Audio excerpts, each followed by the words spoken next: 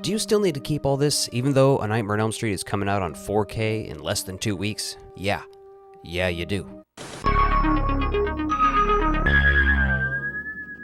With the impending release of A Nightmare on Elm Street on 4K, I wanted to talk about this stuff one last time, at least before the 4K comes out, you know. When that set does drop, I will be reviewing it in its entirety, comparing it to every version I have. And I did a video last Halloween just talking about how much I enjoy this set, and I reviewed the 1999 VHS for the first film, the Video Treasures release of the second film, and the media release of Dream Warriors. Now, because I like to do these comparison videos, I also recently picked up the Blu-ray set. I have watched these in HD before, but not on Blu-ray. Most of the time when I want to watch one of these movies, I go and get the classic 1999 DVD set. And here's the thing, that set was how I watched Nightmare on Elm Street for the first time, the entire franchise. I had definitely seen the first one, but I think that was the only one I had actually got to see before I purchased this set. And I've told this story in the other video, but I bought this set on Amazon used. Because growing up, I didn't actually watch all of these films, you know. I watched the first one at some point, but I always saw these tapes growing up.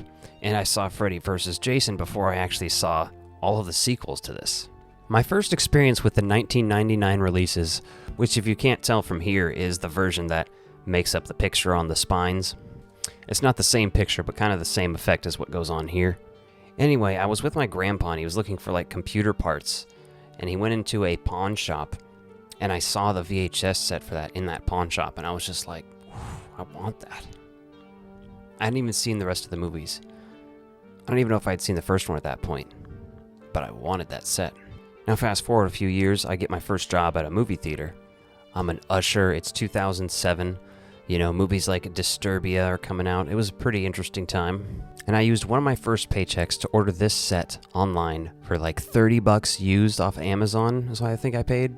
Now let's just slide these out of here. For anyone who has never held one of these in their hands, let's take a real good look at this thing. First of all, there is a nice little booklet in here. For the ones that are complete, we'll have this in there. There's a letter in there from Robert Shea, a 2-page letter from Robert Englund. The following production notes are from the film's original theatrical press kit, release date November 9th, 1984. Like, this booklet is only in this set. I'm sure this information is other places, but not put together in this same way. There's little write-ups about each film in here too, like it's a pretty thick little booklet. It's even got instructions for DVD-ROM use in here. Now, aside from the movies, it also includes the Nightmare series encyclopedia, which is something that you can only get in this set, unless you, I guess, buy it separate from the set, you know, like, it wasn't made separate from the set, let's say that.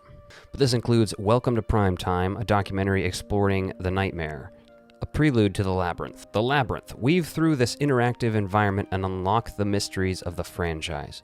The Nightmare series encyclopedia index, an unabridged, clickable listing of the disc's content.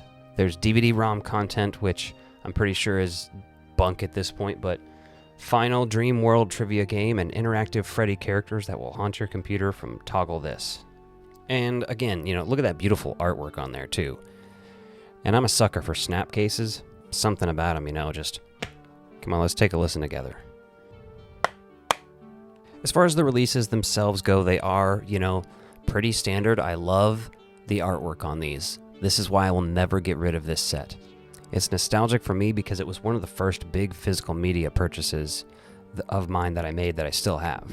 I feel like most of the stuff in my collection, I could tell you what was going on in my life when I bought this stuff, but I mean, just look at the inside of this, the chapter selections, just the disc artwork. We've got 2 and 3, again, very beautiful. The one thing I think I am missing from this set, if I look through all of these just to make sure it's not in here somewhere, the glasses for Freddy's Dead, I'm missing. However, I have a couple other movies that have 3D sequences with 3D glasses, so I can still watch it. This set in this franchise was like a big thing for me with physical media. You know, I wanted more. And for so long for me, this was enough with A Nightmare on Elm Street. Before I started buying the Blu-rays, I went back and started buying the VHS tapes. Again, you can check out the reviews for these that I've done.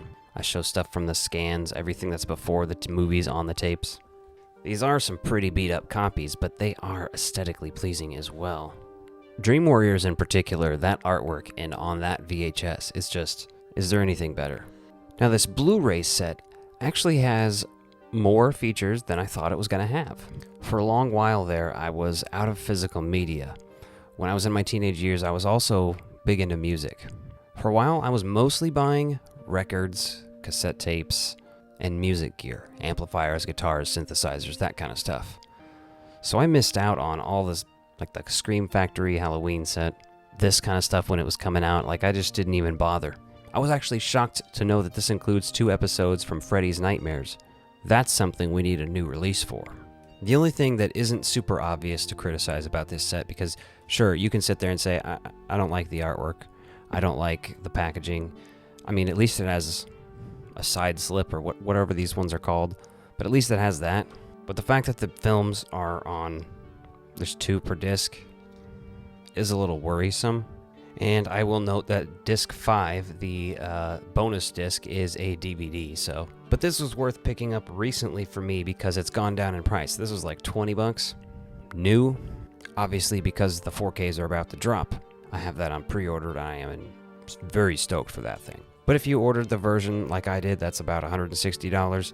It did not come with Blu-rays. So if you're someone who kind of likes to do things like scan them in and view the different versions like I do, because I'm a fucking nerd, you need to be able to have the Blu-rays too. Overall, I think the point of this video was mainly to basically say that however you own these movies, it doesn't matter as long as you're watching them and you're enjoying them, because the Nightmare on Elm Street series is fantastic.